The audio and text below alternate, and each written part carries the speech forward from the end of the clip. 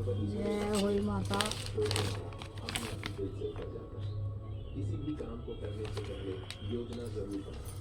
तत्पश्चात सही के शराब से सेठानी के सातों लड़के एक ही साल के अंदर समाप्त हो गए, अर्थात मर गए। इस प्रकार अपने बच्चे को असमय काल के मुंह में समाये जाने पर सेठ सेठानी इतने दुखी हुए कि उन्होंने किसी तीर्थ पर जाकर अपने प्राण को तेज देना उचित समझा। इसके बाद वे घर बार छोड़कर पैदल ही किसी तीर्थ की ओर चल दिए और खाने की ओर कोई ध्यान न देकर जब तक उन्होंने कुछ भी शक्ति और साहस रहा तब तक वह चलते रहे, और जब वह पूर्णत असक्त हो गए उन्होंने अंत में मूर्छित होकर गिर पड़े। उनकी ऐसी दशा देखकर भगवान करुण सागर ने अपनी मृत्यु से बचाने के लिए उनके पापों का अंत किया और इस अवसर का आकाशवाणी हुई।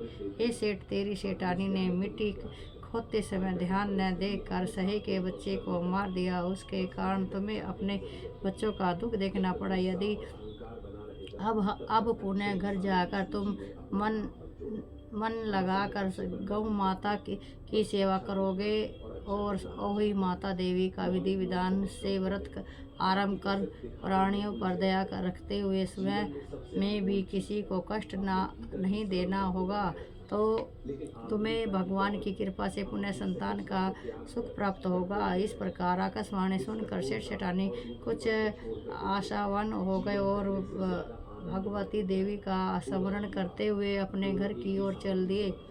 इसके बाद श्रद्धा भक्ति से वे केवल अहोई माता का ही व्रत आपित गेहूँ माता की सेवा करने की आरंभ कर दिया तथा जीवों पर दया भाव रखते हुए क्रोध और उद्देश्य के देव का सर्व त्याग कर दिया।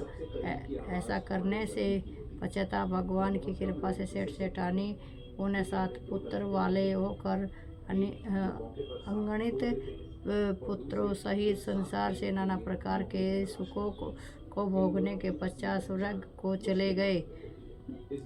अहोई माता की दूसरी कथा। एक साहूकार था जिसके 7 बेटे 7 बहुएं तथा एक बेटी थी। दिवाली से पहले कार्तिक बिंदी अष्टमी को 7 बहुएं अपनी नंद के साथ जंगल में खादान से मिट्टी लाने गई। जहाँ से वे मिट्टी खोद रही थी वहीं सहू से के बांध रही थी। जय होई माता की जय हो। जय होई माता की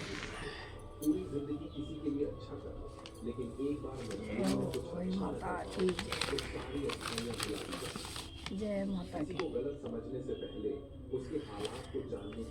मिट्टी खोदते समय नंद के हाथ से सही का बच्चा मर गया। सहू माता बोली कि अब मैं तेरी कोख बांधूंगी। तब नंद अपनी 7 भाभियों से बोली कि तुम में से मेरे बदले कोई अपनी कोख बंधवा लो। सब भाभियों ने अब अपनी कोख बंधवाने से इनकार कर दिया, परंतु छोटी भाभी सोचने लगी कि यदि मैं कोख नहीं बंधवाऊंगी तो सासू जी नाराज हो जाएगी। ऐसा विचार कर नंद के बदले में छोटी भाभी ने अपनी कोख बंधवा ली। इसके पश्चात जब उसके जो लड़का होता वो 7 दिन के बाद मर जाता। एक दिन पंडित को बुलाकर पूछा कि क्या बात है, मेरी संतान 7वें दिन क्यों मर जाती है। तब पंडित ने कहा कि तुम सूर्य गाय की पूजा करो। सूर्य गाय साहू माता की बहाली है, वह तेरी कोख छोड़ तब तेरा बच्चा जिएगा। इसके बाद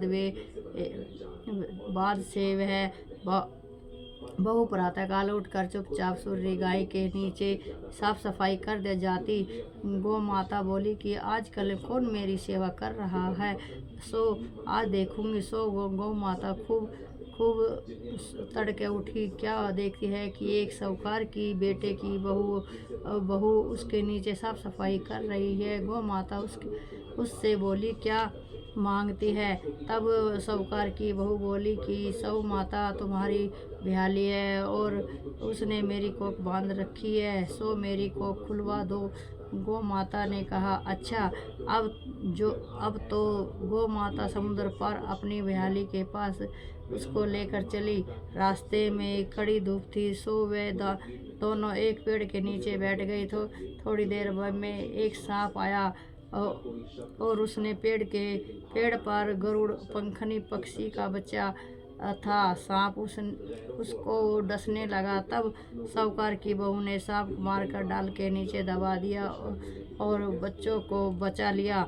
थोड़ी देर में गरुड़ पंखनी आए तो वहाँ खून पड़ा देखा। साहूकार की बहू ने चोंच मारने लगी। तब साहूकार की बहू बोली कि मैंने तेरे बच्चे को नहीं मारा, बल्कि सांप तेरे बच्चे को डसने आया था। मैंने तो उससे तेरे बच्चे को रक्षा की है। यह सुनकर गरुड़ पंखनी बोली कि मांग, तू क्या मांगती है? यह बोली, 7 समुंदर पार गौ माता सौ माता रहती है, हम तो उसे के पास पहुंचा दे। तब गरुड़ पंखनी ने दोनों को अपनी पीठ पर बैठाकर सौ माता के पास पहुंचा दिया। सौ माता उसे देखकर बहुत बोली कि आ बहन, बहुत दिनों बाद आई है। फिर कहने लगी, ये हुई माता।